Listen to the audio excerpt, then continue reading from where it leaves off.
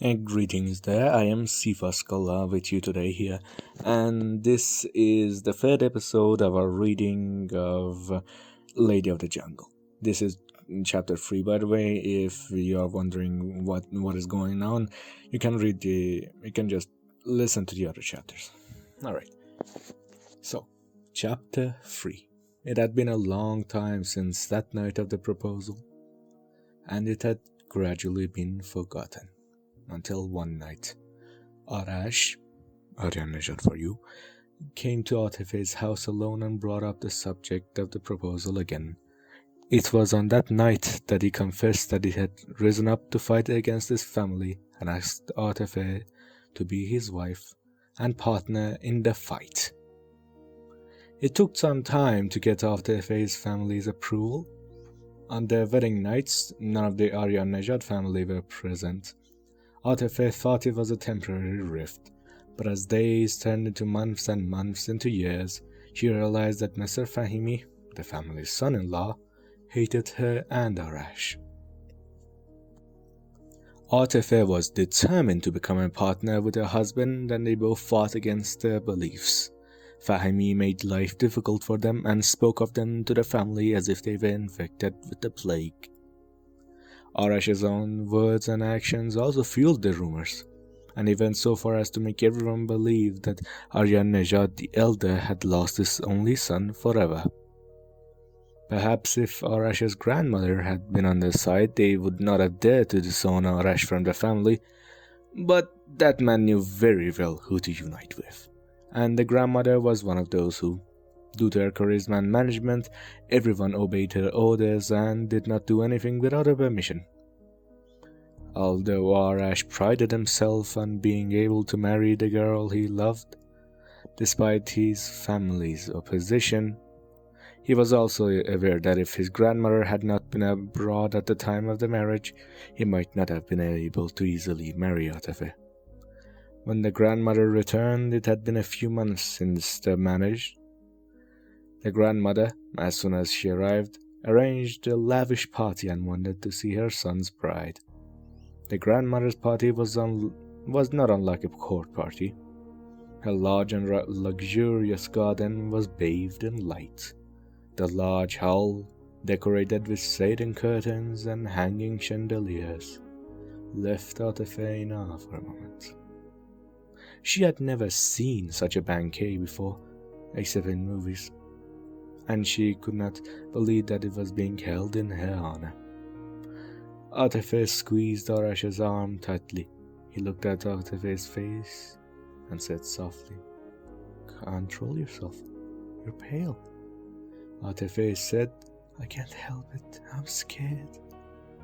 Arash took her hand and said, "As long as I'm with you, don't be afraid of anything or anyone." Atifeh said, "But I'm not afraid for myself. I'm afraid that I might do something that will embarrass you in front of the others." Arash smiled and said, "Be confident in yourself. I'm hopeful for you. Now, take a deep breath and don't squeeze my hand so hard it's hurting." As they entered, whispers and murmurs began. Arash's mother and Farangis forced smiles on their faces and sat down to watch. They approached their grandmother with slow steps. Compared to their clothes, Atifeh's outfit was extremely simple and inappropriate for such an event. The grandmother wore a pearl necklace on her black velvet dress, and her white and black hair was styled in an interesting way, to say the least. Arash bent down and kissed her cheeks. Atifeh didn't know what to do. Should she bow in front of her like in court, or should she shake her hand? Arash came to her and said, "Grandmother, I'd like you to meet my wife, Atifeh."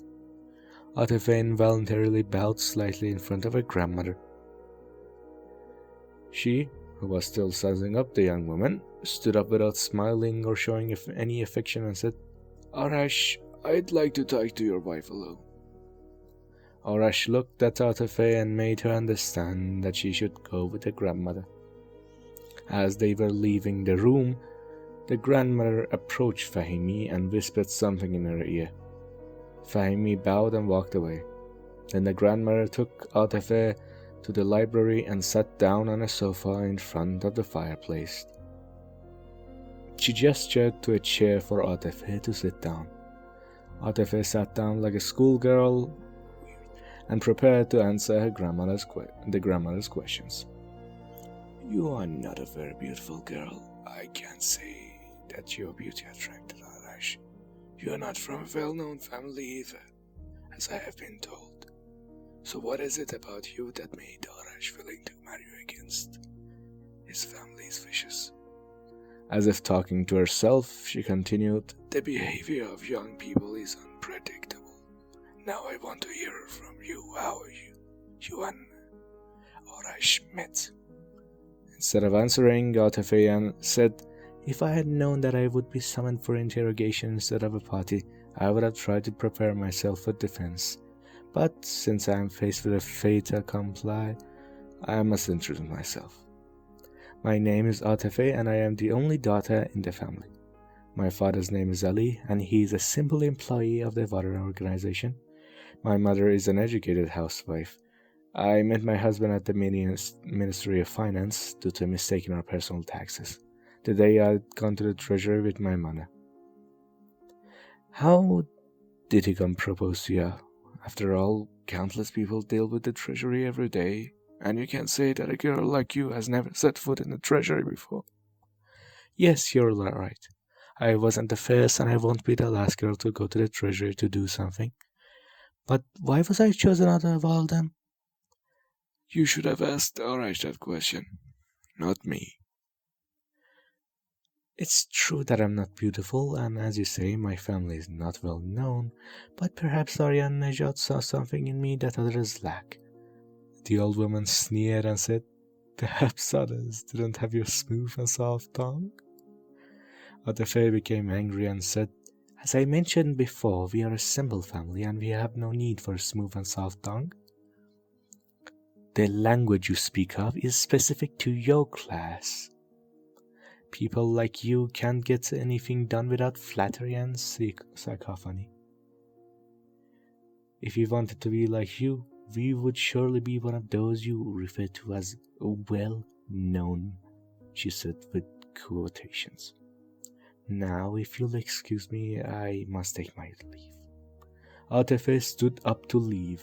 The grandmother, who was not expecting such audacity, said, In addition to your tongue, you also have impenitent eyes. If you think you can deceive Arash and sit on Aryan Nejad's wealth, I must tell you that you are mistaken. As long as I am alive, you will not achieve this wish. If you really want Arash, you should know that we have decided to deprive him of his wealth and position. I order you to leave all your family and not to enter our circles. I want to see what you will do without our support. Atefe said, Then allow me to thank you for the favor you are doing us, and to rest assured that we both live our lives through our hard work and legitimate means. I will never forget this kindness of yours. Then she left the library. She found Arash among the guests and went to him. He said, We'd better leave as soon as possible. From the redness of her face, Arash realized what had happened. He said, Very well, let's go. They said a short goodbye and left the magnificent banquet.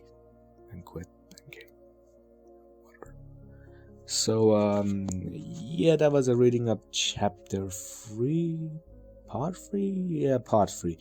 And I hope you enjoyed that. I will be back in a while to read part 4 for you, and I sincerely hope you enjoyed that. I will see you later, and bye.